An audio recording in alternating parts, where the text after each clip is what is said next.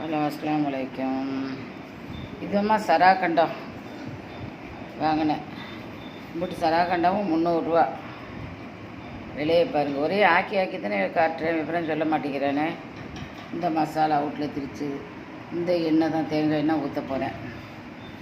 ஒரு பெரிய தக்காளி பழம், சின்ன வெங்காயத்தில் ஒரு 6-7 பெருசாக எடுத்து வச்சுக்கிறேன் தாளிக்கிறதுக்கு.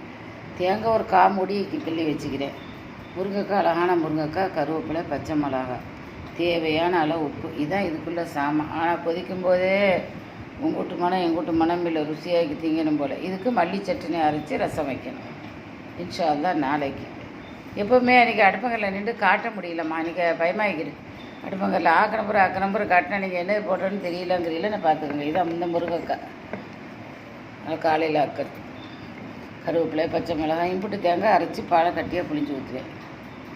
ஒரு தக்காளி, சின்ன வெங்காயம், மசாலா, தேங்காய் எண்ணெய். பார்த்துக்கோங்க எப்படின்ட்டு. எல்லாம் சாமான் லுக்காக வைக்கிறா என்ன ஏன்னு பார்த்து லைக் பண்ணுங்கள், ஷேர் பண்ணுங்கள், சப்ஸ்கிரைப் பண்ணுங்கள். காலையில் மல்லி சட்னி, தேங்காய், மல்லி, புளி, கருவேப்பிலை எல்லாம் போட்டு வறுத்து மிக்சியில் அரைக்கணும். எப்படி ஒரு 10 மூடி தேங்காய் போடணும்.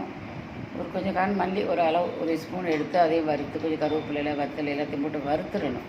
வறுத்து தான் 2 உப்பு புளி போட்டு அரைச்சி எடுக்கணும். நம்ம வளம ரசமும் வைக்கணும்.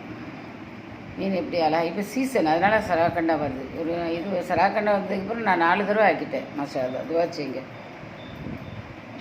டாக்டருக்கு ஒரு தொகை கொடுக்குறோம் மாத்திரை மருந்துக்கு. வைக்கிறேன். அஸ்ஸலாமு அலைக்கும்.